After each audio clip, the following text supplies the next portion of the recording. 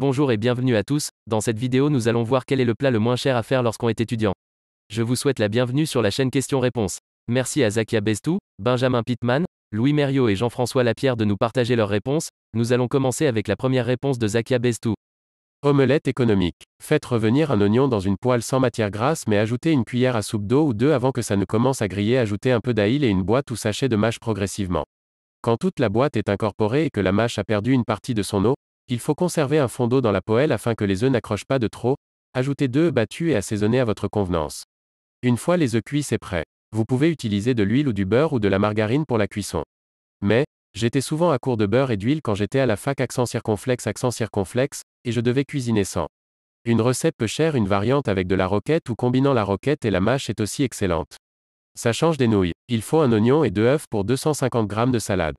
Roquette ou mâche. Accompagné de nouilles au ketchup ou macaroni au fromage râpe accent aigu.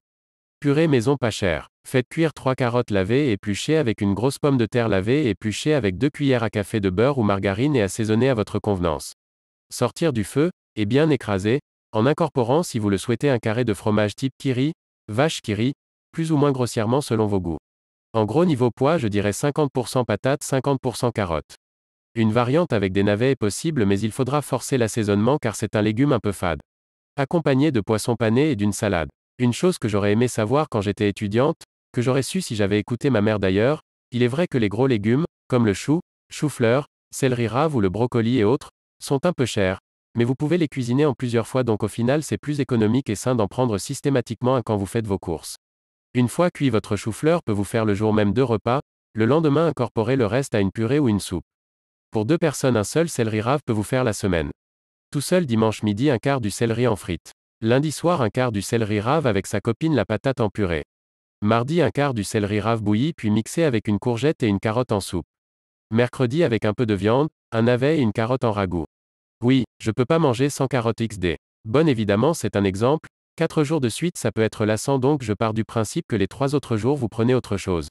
Je pense que c'est le légume le plus coûteux au moment de l'achat qui au final se révèle le plus rentable. 2 € la tête divisée en 4 repas pour personne vous revient au final à 0,25 centimes.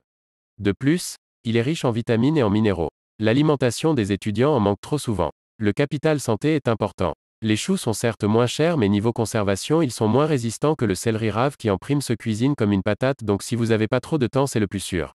Si vous n'avez pas le temps de les préparer c'est compliqué de le conserver et la dernière chose dont vous avez besoin c'est d'en jeter le reste à la poubelle. Si vous prenez un chou coupez-le 2 et conservez-en la moitié via la lactofermentation.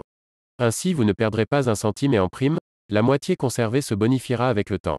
Elle sera plus riche en vitamines et en saveurs. Et niveau préparation c'est facile et rapide. Le plus compliqué c'est d'attendre 3 semaines avant de rouvrir le pot XD.